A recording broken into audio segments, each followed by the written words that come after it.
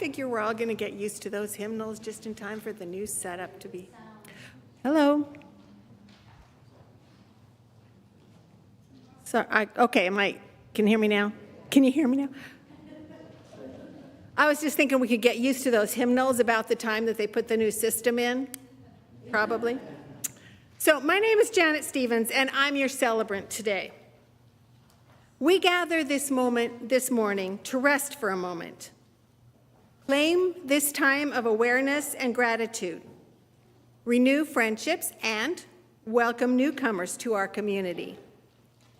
This is a house of laughter and solemnity.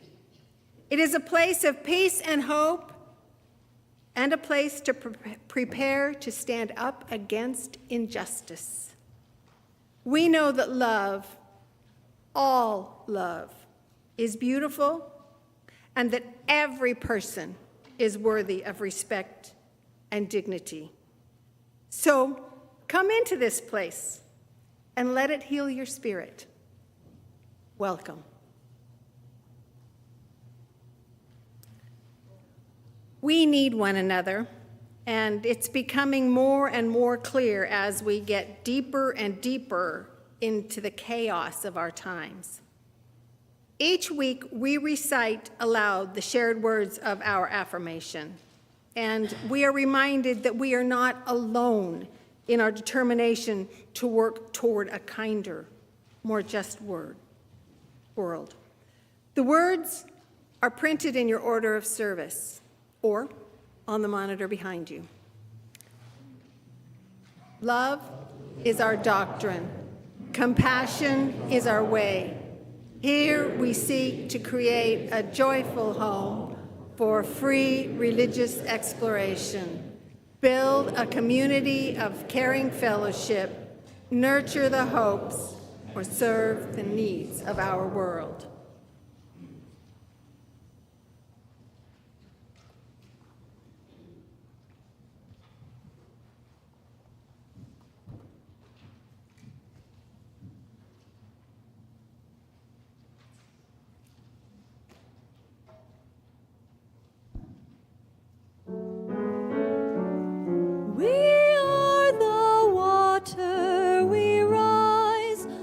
Separate mountain springs, we wander downward. Through rocky bed our water sings. We laugh and sparkle, now gathering strength to find our way. When earth absorbs us, we spring again to light of day. As we grow stronger, we share our water with the fawn who drinks till sated, then leaves, and so we carry on. Our little stream now joins with others like us on our way. We rush in rapids and we pool where fish and turtles play. As we grow strong, as we grow strong, we carry ever on and on. As we grow strong, we are the water. We rise from separate mountain springs. We wander downward through rocky bed. Our water sings. We laugh and sparkle, now gathering strength to find our way. When earth absorbs us, we spring again to light of day. We are one river of spirit streams with common goal to find the ocean.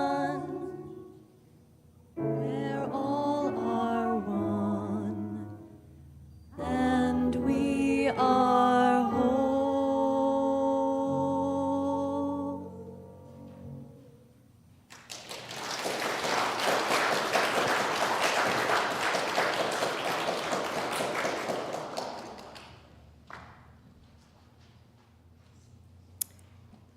It is a Unitarian Universalist tradition to light a chalice at the beginning of each Sunday service. These chalices are kindled with the warmth and love of all who are present and all the flames from which our traditions are born. We're trying a new way of lighting our chalices today, so be patient. Here at UUCS, we light 3 chalices as we begin our Sunday service. We light the first chalice for our congregation, our members, our friends, our guests, everybody here. The next is for our partner church, which is located in Šibenvalva, Transylvania, Romania. And we light the lantern for the children and youth, both those in our religious exploration program and for children around the world. Please join me in singing the flame.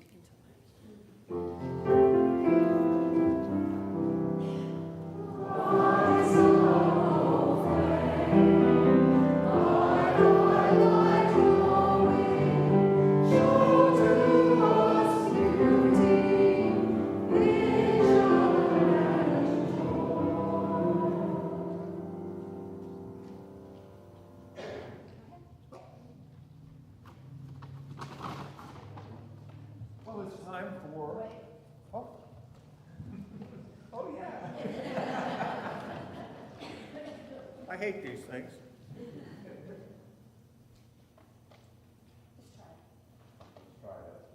don't hear anything. Well, it's time for all ages. The willows who are young or young at heart, come up to the front.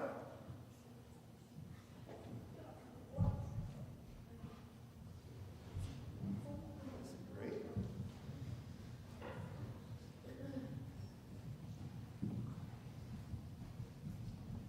Okay, great. Well, I'm a homilist, and you guys know what a homilist is, don't you? A homilist is a storyteller. So I'm going to tell you a story, but first I have to put on a storytelling hat and introduce myself.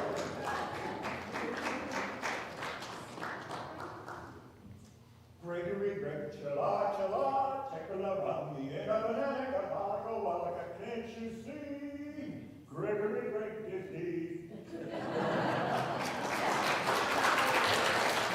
Once upon a time, about 1,000 years ago, in a place called Persia, there lived a man named Nasrudin.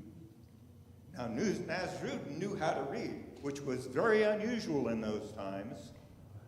Most people didn't know how to read, and he had read the Quran, which is kind of the Islamic version of the Bible. So everybody thought he was a wise, holy man. So they called him Mullah, which means, in Persian, means wise, holy man. He was the Mullah Nasrudin. And the Mullah Nasrudin lived on a side, in a village on the side of the hill. And there was a little dirt road that came down through the village. It was a very windy road. It wound down through the village like that. And so one day, the Mullah was walking down the road, and he saw a traveler sitting on the side of the road with his traveling bag. In those days, they didn't have cars or buses or trucks or anything like that. You had to walk wherever you wanted to go, and you had to carry everything with you.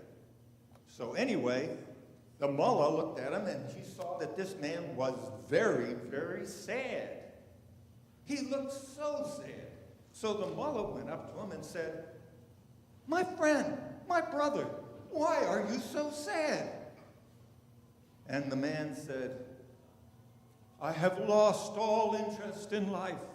I have been traveling on this road for weeks now, trying to find something more interesting than the miserable life I left back at home." And without another word, the Mullah grabbed his bag, the traveler's bag, and he ran up off the road as quick as he could, and he ran around the corner and hid between some houses. And of course, the traveler followed him, tried to catch him, but as soon as he turned the corner, he disappeared. And the traveler gave up hope. And the mother saw him turn around and start walking down the road again. So the mullah then, he knew that town pretty well, so he snuck between the houses and went down across the road, and then he snuck between some more houses and went down another bend in the road, and he got well ahead of the traveler, and he put the bag by the side of the road, and he went and hid in some bushes. Well, he waited for that traveler, and pretty soon, sure enough, here came the traveler, walking down the road, looking even more sad than he was before because he lost everything he had. But as soon as that traveler saw his bag sitting by the side of the road, his face lit up like the sun. And he ran to the bag saying, my bag, and he snatched it up and held it to him like a long-lost brother. And about that time, the mullah called out to him from behind the bushes. That's one way to produce happiness. We're going to make the love arch, and what I want you to do is pretend that you were the sad traveler and figure out, if you can, what the lesson the mullah was trying to teach him was. Okay? And you can talk it over with yourselves, and you can talk it over with your parents. Figure it out. Thank you very much.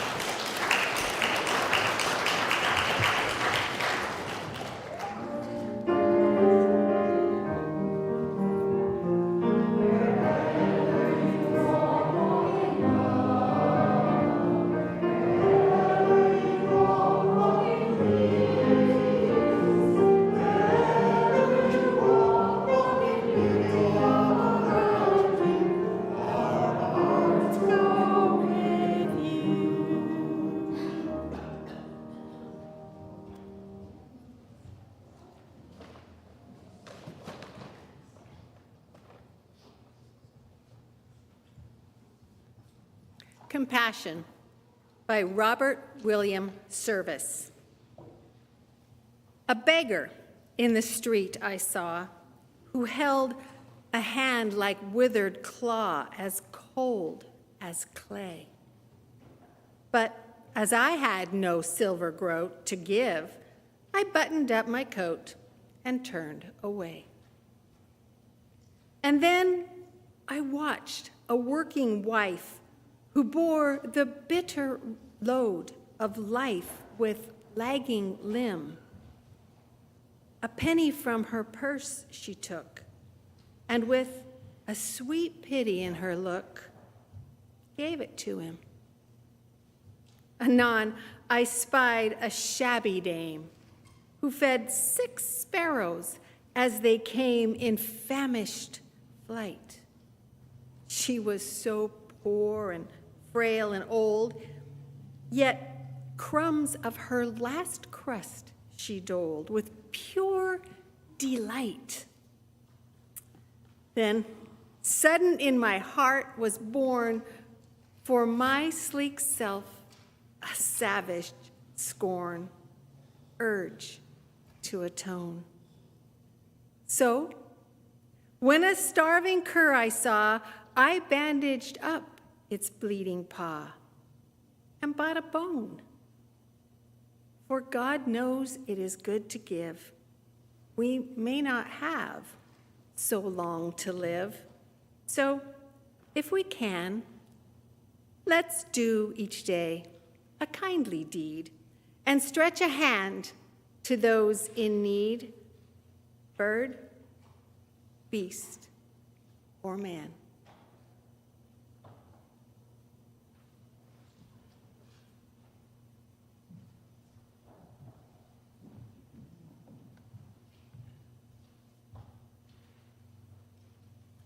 Good morning. My name is Rhonda Holt. I'm your Lifelines Ministry representative today. We have one sorrow from someone who prefers to remain anonymous. My sister-in-law, age 68, was just diagnosed with stage 4 pancreatic cancer. It was originally diagnosed as acid reflux. Takeaway: Know your family medical history. Don't smoke. We are all devastated. And we light one more candle for those private joys and concerns that remain unspoken.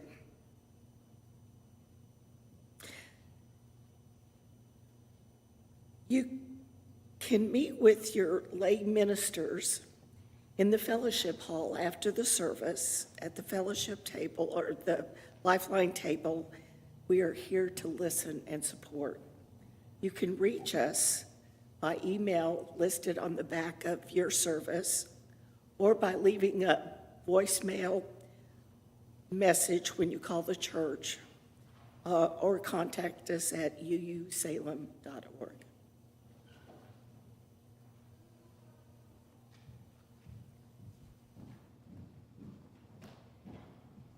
Please remain seated for our heart song. It is Listen, Listen, Listen, not what is printed in your service. So this one you don't even have the words for, so you can memorize them. Listen, listen, listen to my heart song. I will never forget you. I will never forsake you. Look at me.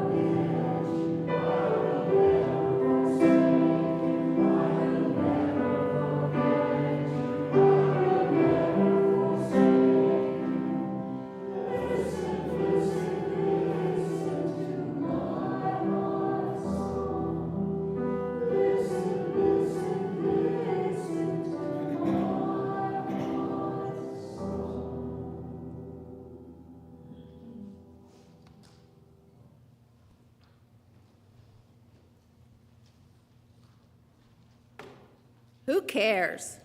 By Jeffrey A. Lockwood. In our modern age of apathy and egotism, there is cause for hope whenever people care about something beyond themselves. But there is more to being human than feeling deeply, for we risk becoming impassioned fools. Our minds must compromise with our hearts. We should care enough to think, and think with great care. No human endeavor shows the double-edged nature of caring like religion, with its boundless capacity to foster our humanity and its vulnerability to thoughtless passion. In a world of suffering, to devote our spiritual energy to theological trifles is not just absurd, it is immoral. Yet we persist, as if such details mattered. Who cares whether Jesus was divine if we treat the homeless man in the alley as less than human? Who cares whether God is omnipotent if we don't use our power to help others? Who cares whether the Bible's authors were divinely inspired if we write laws that are profane? Who cares whether there is a heaven if the hell of domestic abuse burns next door? Who cares if Mary was a virgin if we do not heed the cries of the woman being raped? Who cares whether we are saved when a child loses all hope? Who cares whether the earth was created in 7 days if 70 species disappear every day? The answer is, of course, that many people care about religious matters. And perhaps care, like love, is not a finite resource. Maybe some people have such a capacity for caring that worries about God don't detract from their concerns for people. But I am not so blessed. So for everyone else like me, let's try to build a life in which we care about the things that matter most.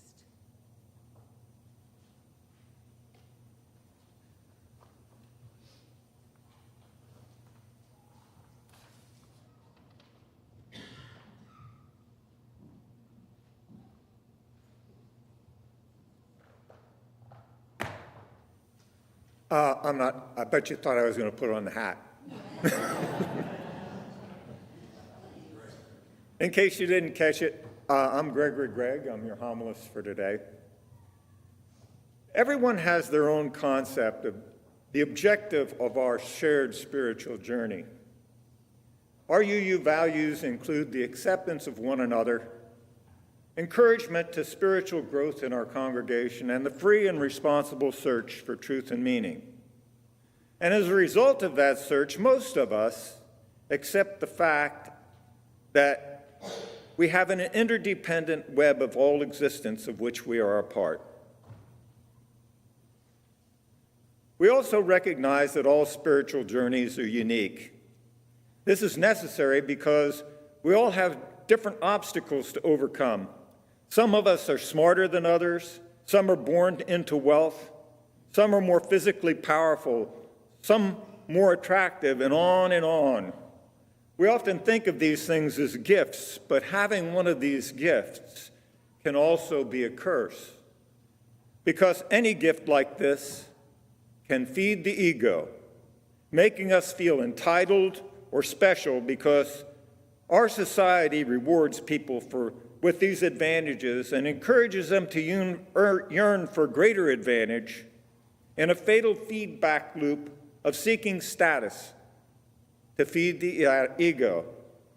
This, to some extent, we're all victims of this curse. But what is ego? Webster's dictionary defines it as the self, and for a long time I accepted that definition. But among others, Webster Dictionary gives an example of ego that where genders are involved, someone always wants to look good and impress someone else. My interpretation of this is that the ego is not the self, but a false identity we construct based on social cues, a projection of the attributes that our brains determine are socially acceptable or attractive, and therefore give us status based on how successfully we project these attributes. And from this perspective, ego is not our friend. It's a social construct that often punishes us or rewards us for things over which we have no control. When I went to community college in Trenton, New Jersey, right out of high school, I was unprepared for the cost of going to college.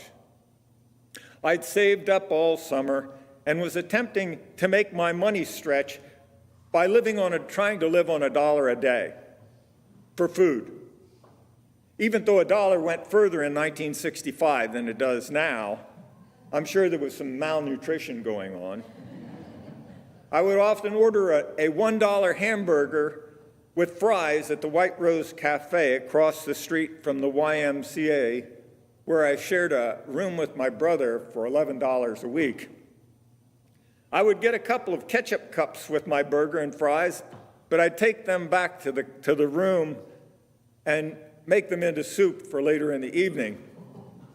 I was 6 feet tall and I weighed 145 pounds.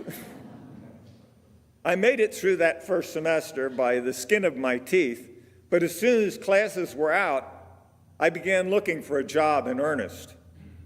By luck, I got a job in a chemical research lab in Princeton, New Jersey, making around $2.50 an hour. I was rolling in the bucks.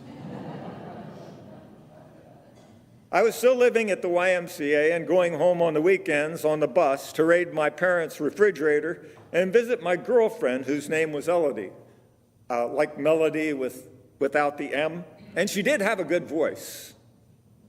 Anyway, with my new job, I got my dad to co-sign a loan, and I bought my first car for $600. It was a Renault Caravelle. I got what I paid for.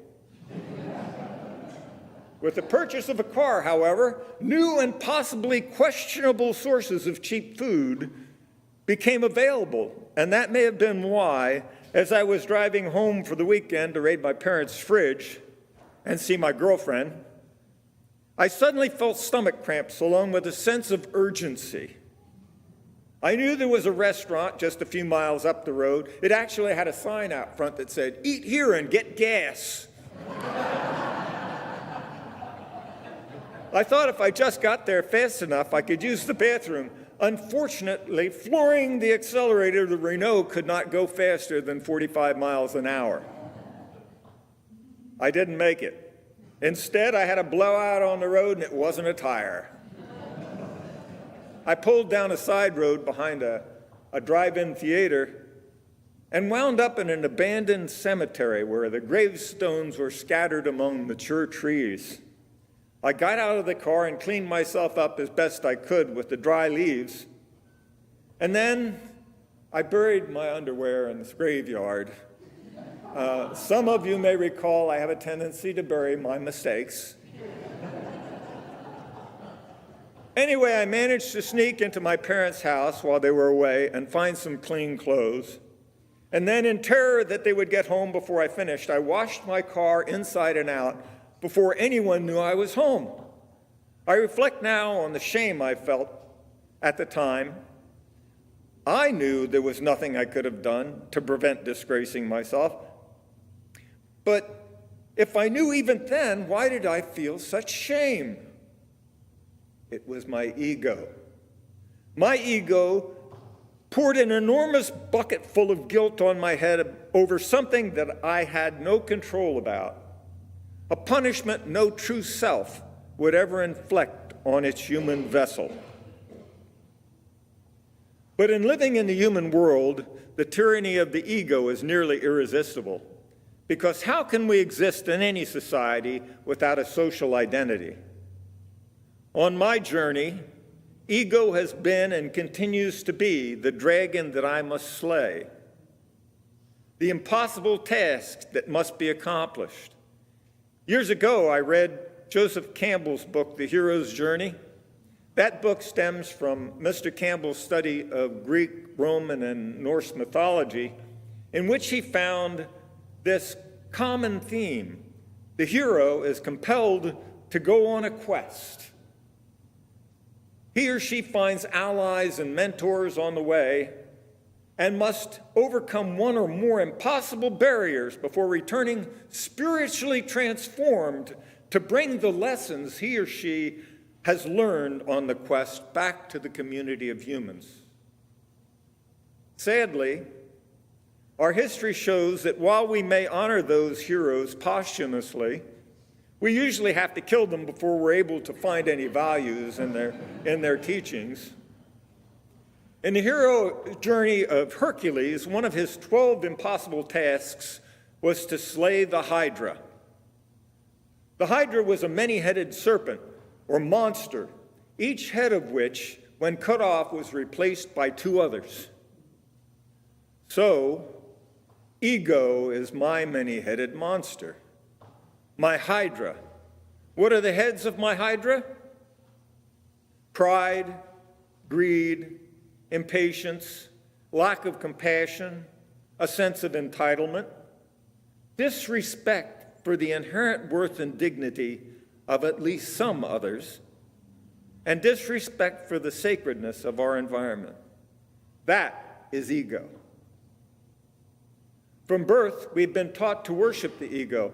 When we first use the potty, aren't we proud of ourselves? How can we imagine ourselves as an adult standing amid the gravestones to bury our soiled underwear? When we look around, we see the consequences of evil ego worship everywhere. It does not take enlightenment to perceive that we are allowing ego worship to destroy the environmental balance of the earth, pushing our species toward extinction. In recent years, our most profound spiritual teachers and scientists have warned us that there must be a transformation of humanity in order for our species to survive. In other words, we must each be engaged on our own hero's journey. The spiritual quest to learn and bring back the lessons we need to sustain life on this planet. But if ego is a social construct, what is the true self? From my perspective, it is that within each of us that serves life with no consideration for personal advantage. Early Unitarians rebelled against the proclamation of the Catholic Church that one God could be divided into the Father, the Son, and the Holy Ghost. To the early Unitarians, there was only one supreme being. Many of us today perceive that there is no Father, no Son, but only the Holy Spirit that dwells in each of us, our true self. It is a self we share, this Holy Spirit, which finds unique expression in each of us, depending on our ability and our state of consciousness. A few years after burying my underwear, I took a road trip with my new wife, formerly my girlfriend, Elodie. It was a camping trip to Colorado. Now, I had not been camping since before high school, but I was confident in my camping skills, having been a Boy Scout and growing up in Alaska. We even bought a bunch of new camping equipment, including a Coleman propane gas lantern and a frame tent, especially for the trip. And when we got to Colorado, we pulled into our first campground in the evening as the sun was going down over the sagebrush desert. I got out the tent and laid it all out, and then realized that the little metal piece that held the whole thing together was missing. By now, it was too dark to see anything in the car, so I broke out the Coleman lantern. Unfortunately, I had neglected to obtain mantles for the lantern. But I was determined to prevail. Now, gas lantern mantles start out as silk fabric bags, little sacks impregnated with different oxides. Of course, I didn't know that at the time, so I cut out a piece of my polyester shirt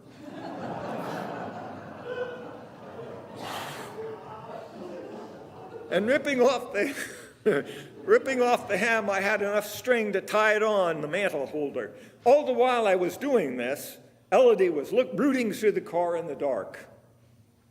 Then, just as she came up holding the tent port that I needed, I lit my homemade mantle with great pride, and we watched together as the gas flame turned it into a gooey mass of evil-smelling, flaming plastic sludge. Was I grateful to Elodie for finding the tent part? Heck no! I was in a rage. Of course I didn't know why I was so angry, but it didn't matter. I was in no mood for being rational. I was so mad at her that I stormed off into the desert. And I pouted in the dark for about a half an hour amid prairie dog burrows and clumps of sagebrush that surrounded me in what increasingly seemed to me to be silent ridicule.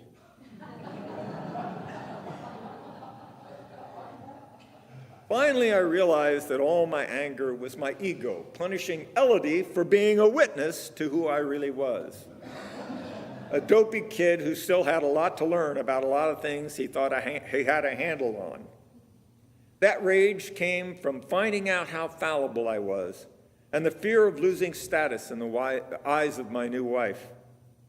It's why I always had to be right, even to the point of endangering relationships.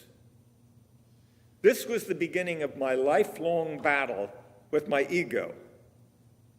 Not only was it capable of punishing me undeservedly, it was also capable of punishing Elodie for being an innocent bystander to the exposure of my true self. Throughout my life, I have been plagued by the curse of ego. Ego is my many-headed hydra. On this spiritual journey, I have managed to chop off a head from time to time and bury it in the abandoned graveyard with my dirty underwear, only to have it grow back, perhaps a bit deformed and hopefully with fewer teeth. That these heads keep growing back reminds me that my journey has not yet ended. Today, as I stand beside you on this spiritual path, I celebrate our journey together, while with shovel in hand, I continue to try to chop off another head of my hydra. I want to thank you for being my companions on this journey.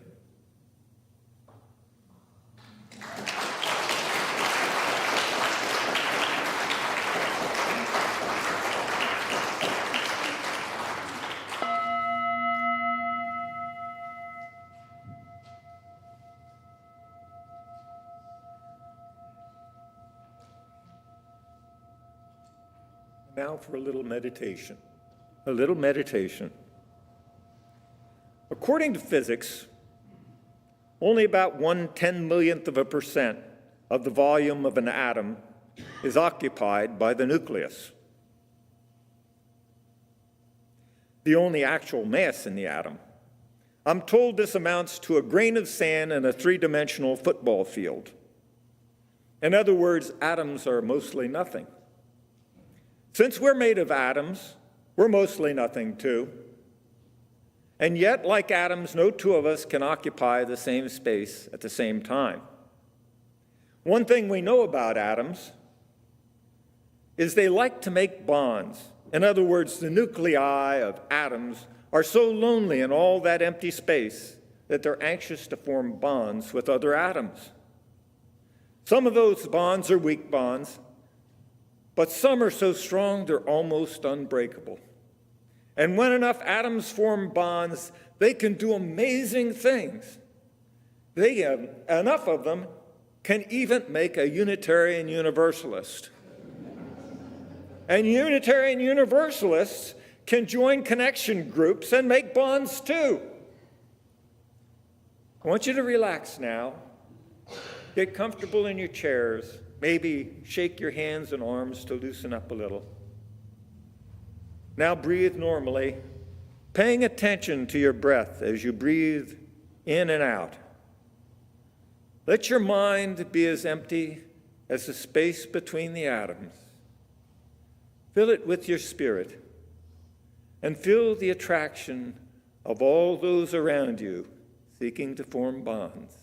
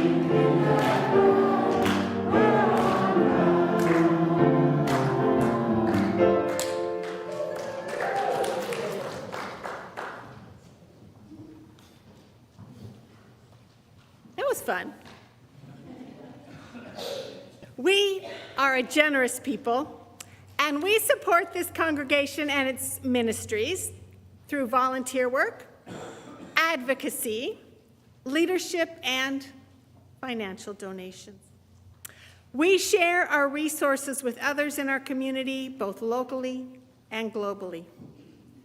On the 5th Sunday of a month, which only happens every once in a while, it's our tradition here at UUCS to share our offertory with our own religious exploration program.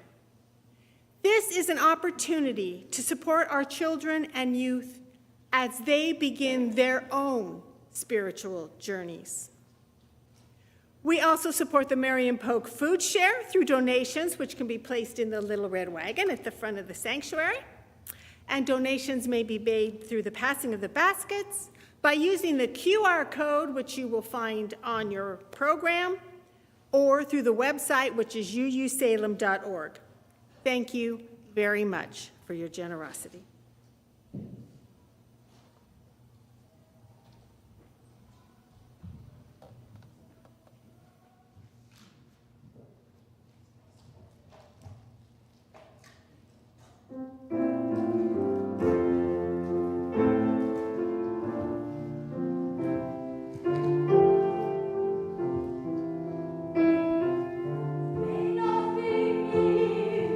Cross this door, and may your fortune never cry.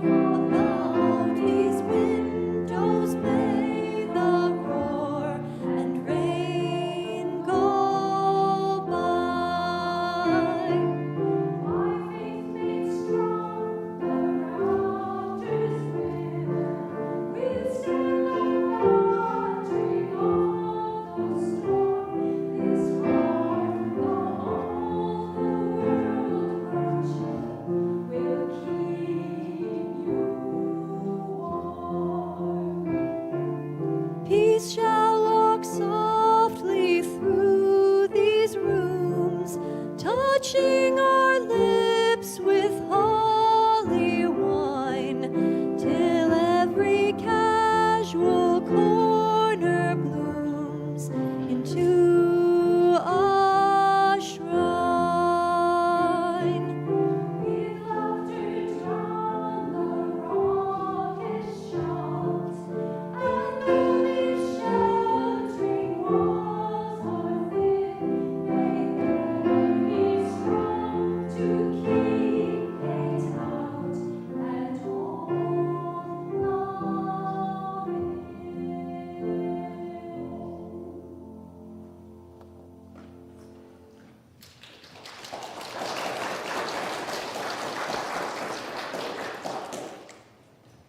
Thank you, Maeve and Barbara and David. You probably don't even know it because they were so seamless, but we had to make some last-second changes in the music due to an illness. So thank you so much for your adaptability. Next week, how does your garden grow? This time of year, not so great. Spring is a time for new beginnings and for growing something you love, a time for expectations. And another one of our homilists, Ariana Kirkpatrick, will be in the pulpit next week. I'm excited. If you've heard Ariana before, she's marvelous and has a lot of wonderful insights. We have the annual Easter egg hunt coming up. This is for the whole community. I'm told that this has a really big attendance most years. It's April 19th, and they could use some help. So if you're interested in being part of that, you can look up more information on the website. There is a lot going on, and this new program we have, I love it, though I have to be really honest. I had to put this together, and so you can blame me for any errors. I'm still learning. I never had to do it before, and my printer and I didn't get along well. But what I love about it is that there, at the back of it, you can see all, well, not all, but a lot of what is happening here at UUCS, and there are also ways to contact people about that. There's probably a lot more happening than this. If you do not receive the monthly newsletter and the weekly update, please get a hold of the office. All the ways to get a hold of them are on here, and sign up to get that. There's no charge for it, and it keeps you up to date on everything going on. Well, most things going on. It is time now to bring forward the Social Justice Lantern. Greg, can you bring it forward and light that from our community chalice? It's on the coffee table.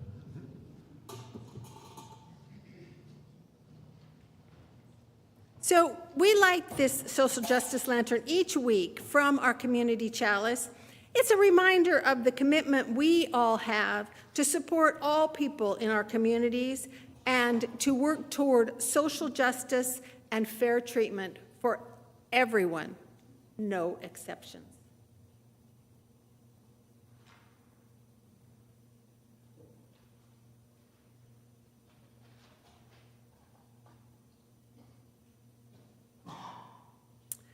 Now, as we release the flames of our chalices that we lit at the beginning of our service, let's remember that they do not become less when we put them out, but they grow and multiply as you share the warmth and the light of our community with others throughout the week. May they burn bright until we are together again.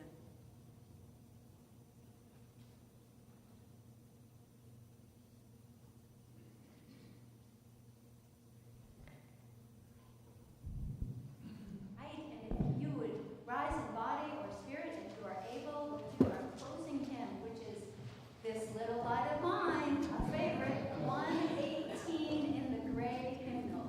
118. 118.